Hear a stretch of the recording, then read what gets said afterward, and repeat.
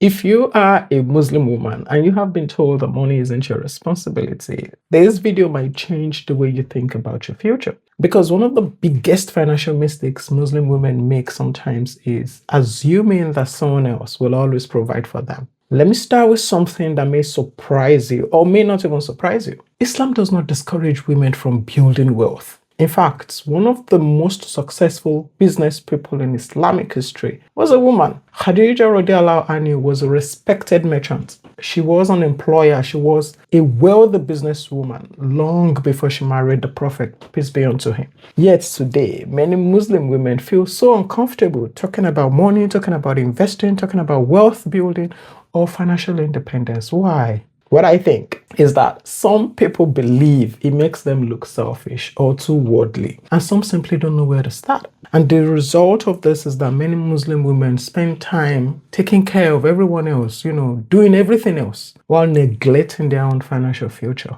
And I should make something very clear. Financial independence does not mean rejecting family values or marital values. I still cook and clean. It does not mean becoming less feminine. I still want that soft life. I still want to be pampered. And it does not mean trying to compare with men. It just means having choices. It means the ability to support yourself if life takes an unexpected turn. Because things happen. Life changes. A job can disappear. A business can fail. A spouse can become ill. A loved one can pass away. And none of us likes to think about these things, but preparing for rain while the sun is still shining is wisdom.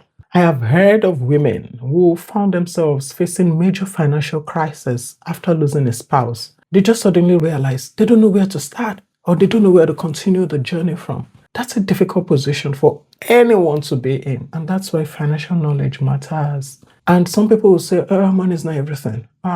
Money affects almost everything. The home you live, the education your children will receive, the healthcare you can access, the opportunities that are available to your family, the causes you can support, the legacy you can leave behind. Money affects distance. It gives you options. And I always say options create peace of mind.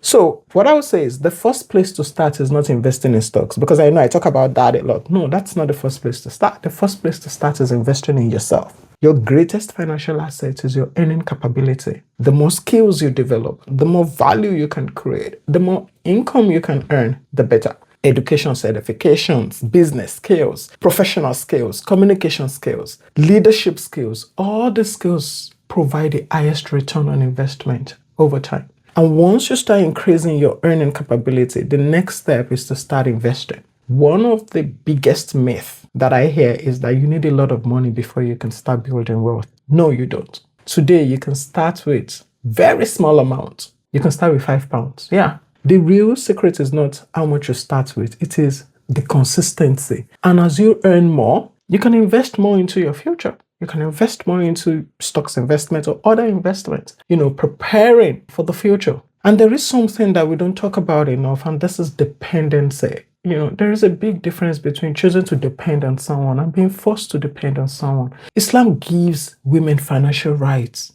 A woman's wealth belongs to her.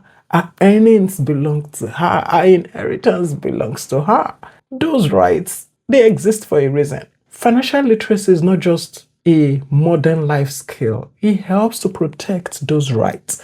When you understand budgeting, investing, saving, business, wealth building, you become a better steward of that, or of those resources Allah has entrusted into your hands. And I like to see wealth building as not just for me. It's about my children. It's about my family. It's about future generations. It's about being able to give more charity. It's about supporting worthy causes. It's about helping people when they're struggling. Because the more financially stable I become, the greater my ability to make a positive impact on others. And that's why I believe more women need to start building wealth today, not tomorrow, now, not when our children are older, now, not when we have a lot of money, now. The women who build wealth are usually, not the smartest, honestly. They're just the ones who start. So if you're a Muslim woman watching this, remember that seeking financial knowledge does not take faith away from you. If we use it correctly, it can strengthen our ability to save our family, to serve our community, to fulfill our responsibilities, and build a legacy that benefits others long after we're gone. And if you're thinking stocks investing, for example, may not be halal, then you should see my next video on halal ETFs that are available to Muslims. And I'll see you in that video.